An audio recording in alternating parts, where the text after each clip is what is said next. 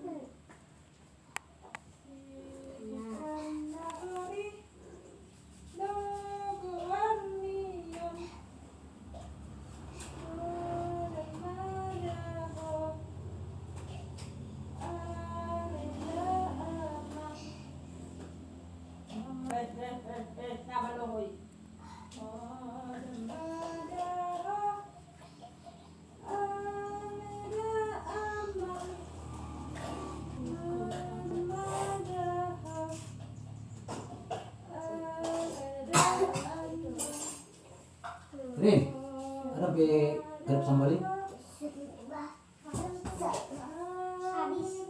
Habis. Lu udah pernah kini? Ini jo. Habis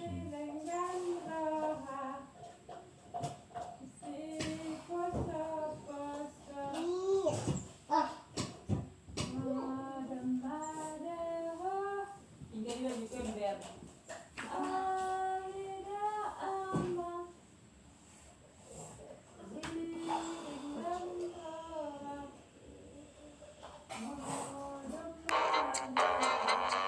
Ada be Rin. Ini main.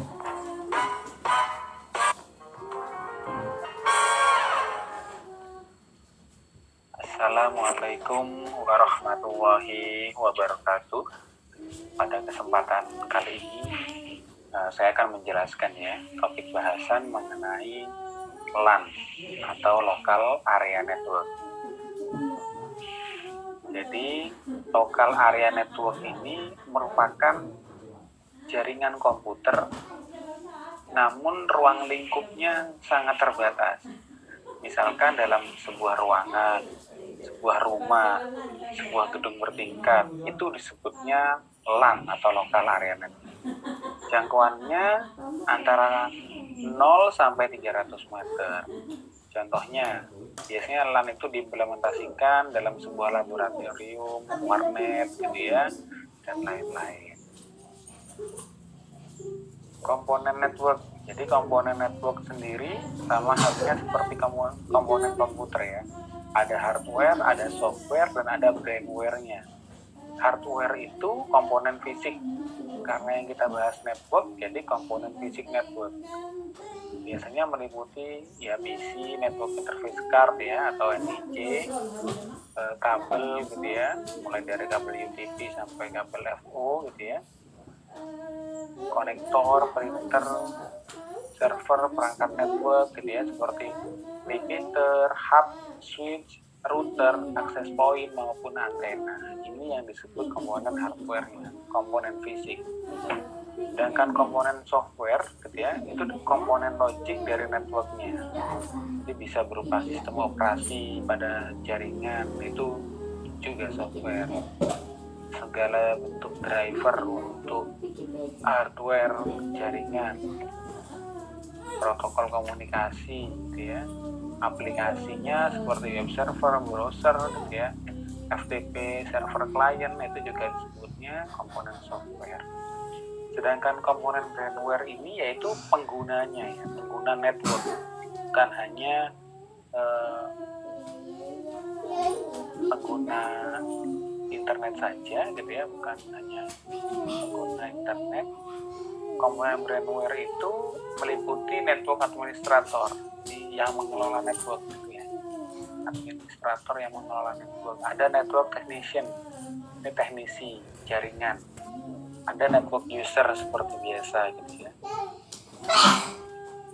Jadi yang disebut network user ya pengguna dalam sebuah jaringan, disebutnya network user.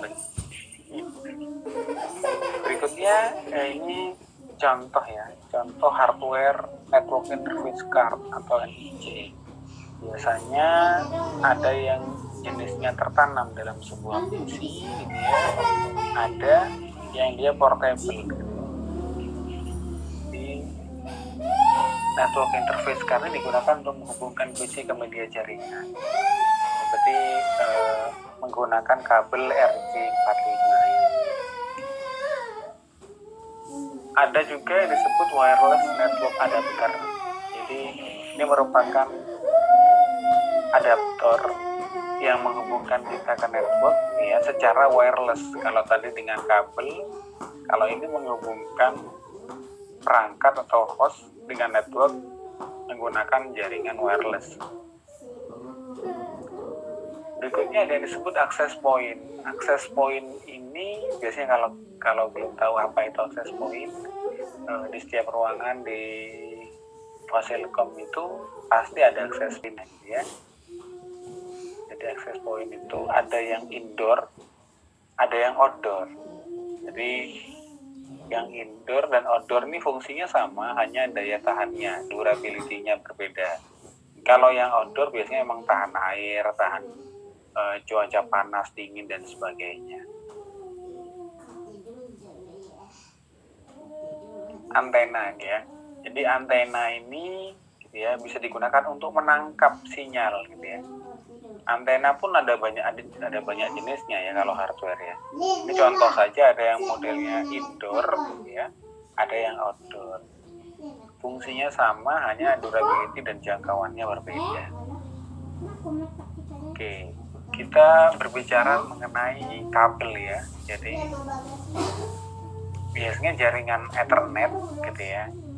Ethernet yang menggunakan topologi bus ini yang digunakan kabel koaksial, itu RG58 atau TINNET atau RG8 atau TICnet gitu ya. Kalau kabel jaringan yang paling banyak dipakai sekarang gitu ya, biasanya kita kenalnya UTP, kabel UTP. Itu kepanjangan dari Unsealed Twist Pair. Jadi biasanya kabel UTP itu untuk pemakaian luar gedung. Kalau yang untuk pemakaian luar gedung, untuk pemakaian dalam gedung maksud saya kalau UTP ya. Kalau STP ini digunakan untuk luar gedung karena ada lapisannya lagi gitu ya. Jadi kepanjangannya Sealed Twisted Pair. Nah, untuk menjaga kinerja jaringan itu lebih optimal gitu ya dan bandwidth yang lebih besar, sekarang berbagai jenis penyedia internet gitu ya, contohnya Speedy, contohnya Misnet dan lain-lain gitu ya, itu sudah menggunakan kabel FO ya atau fiber optic. Di sini contohnya ada FDDI, Fiber Distributed Data Interface. Kalau kita lihat di sini sebenarnya kabel FO itu sudah penampangnya kecil gitu ya. Sebenarnya isinya jauh lebih kecil, ini core-nya lebih kecil di sini. Tapi ada cladding, ada coatingnya, ada strengthening fiber, ada kabel jaket. Jadi untuk fiber optik itu memang ukurannya kecil namun performanya tinggi gitu ya. Ini ada kabel cat 5, misalnya kita kenal gitu ya, ORG45. Itu juga menggunakan pasang kawat brulir atau twisted pair wire ya, dengan warna solid. Jadi ada warna biru, jingga, hijau, dan coklat yang pasangannya berwarna strip yang sama. Jadi itu bisa dipasangkan dengan strip yang memiliki warna sama. Nah, ini kan kemarin sudah ada praktikum sebelumnya, sebelum UTS sudah pernah dibahas mengenai cara untuk crimping kabel ya. Nanti crimping kabel itu sebenarnya untuk menguji memang dibutuhkan alat tester gitu ya. Jadi nanti bila lampunya itu menyala gitu ya, dia tuh berhasil tidak ada yang rusak gitu ya di kabelnya. Atau bisa langsung kita coba dengan memappingkan satu komputer dengan komputer lain untuk menguji bagaimana kabel yang kita crimping itu sudah betul atau belum. Oke, kita lanjut bahasan berikutnya yaitu hub ya. Hub itu perangkat yang digunakan untuk menghubungkan lebih dari 2 komputer. Misalkan saya menggunakan lebih dari 2 komputer gitu ya. Kalau 2 komputer ya kita tidak perlu hub ya, langsung strike dari komputer A ke komputer B. Namun bila lebih kita butuh hub. Hub ini contohnya seperti ini ya. Misalkan ini ada TP hub namanya. Jadi hub itu bekerja dengan metode broadcast. Broadcast sehingga sebuah sinyal yang masuk ke dalam hub akan keluar melalui seluruh port yang terdapat pada hub tersebut. Port pada hub itu ini ya misalnya. Port output dari hub itu ya. Jadi bila misalkan masuk di hub port pertama, maka port kedua dan seterusnya dia akan menerima informasi yang sama. Port kedua sampai port ke N itu menerima sinyal atau masukan yang sama. Nah, semua perangkat ini disebutnya kalau ada hub, misalkan ini terdiri dari satu hub ya, walaupun di dalamnya ada hub-hub lagi, tapi disebutnya tetap ini hub dan disebutnya satu collision domain. Nah, berikutnya setelah hub kita mengenal juga namanya switch. Jadi biasanya switch itu digunakan untuk mengatasi collision. Collision itu benturan data ya atau tabrakan data. Ini digunakan untuk meningkatkan kinerja jaringan.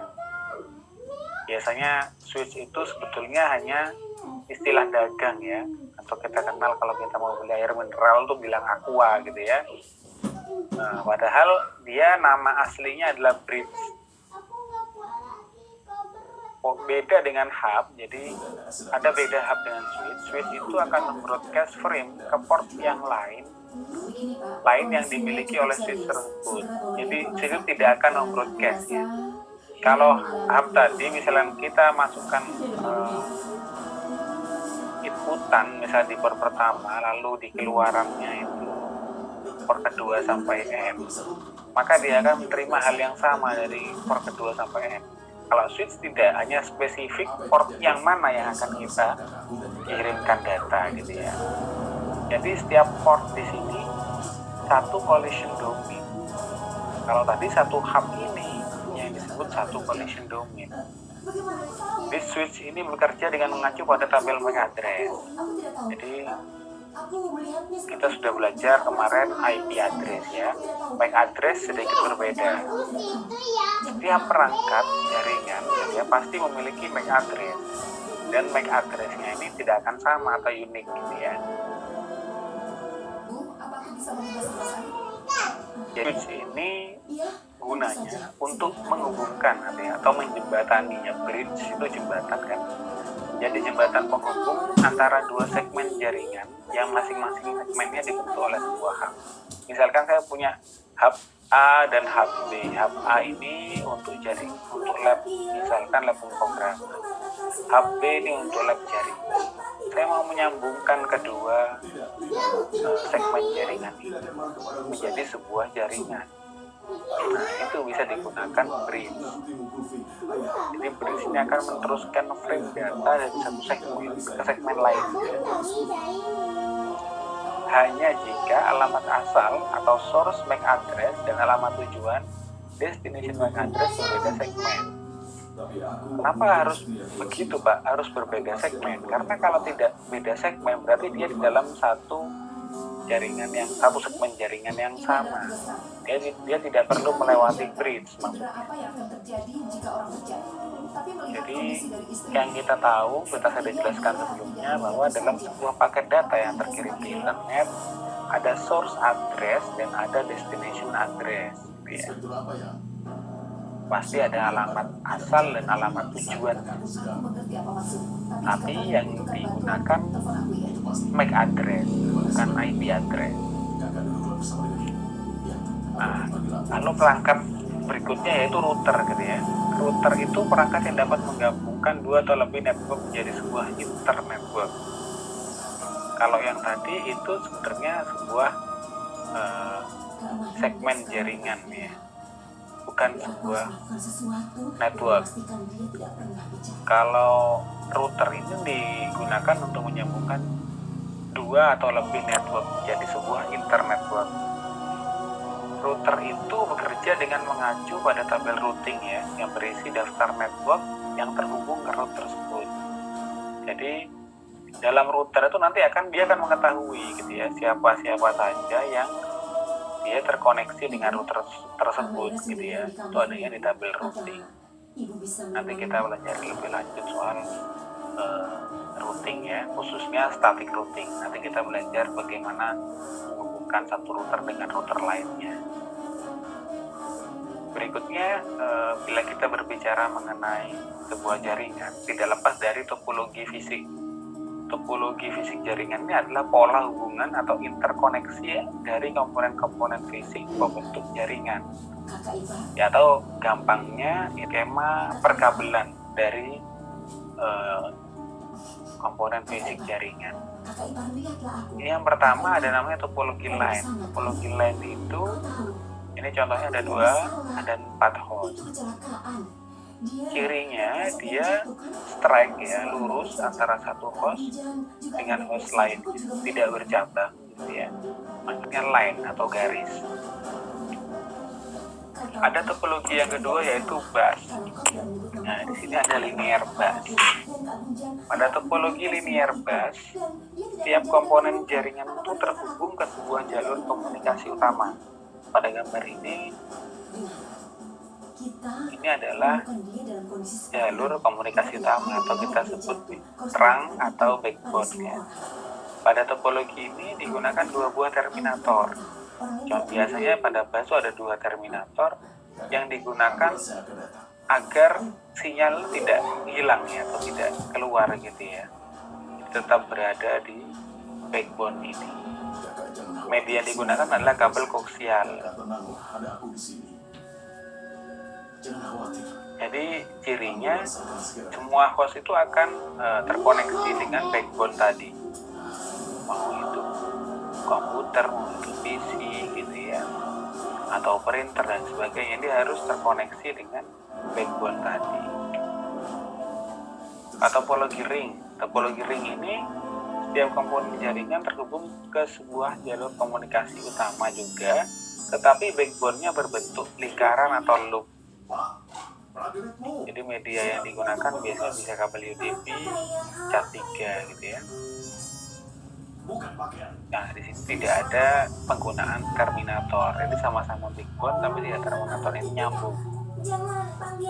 Jadi semua perangkat akan terkoneksi dengan backbone yang loop tadi. Kalau topologi star, yaitu cirinya setiap komponen jaringan gitu ya, terhubung ke sebuah perangkat jaringan. Ada sebuah perangkat yang menjadi pusat dari topologi jaringan, hanya disebutnya star. Ini contohnya pada gambar di atas, yang menjadi pusat adalah hub. Jadi bisa hub, bisa switch, dan bisa router yang menjadi pusat dari sebuah perangkat jaringan. Jika dua atau lebih topologi star digabungkan, misalkan ini kan star, ini star, lalu ada lagi star yang lain,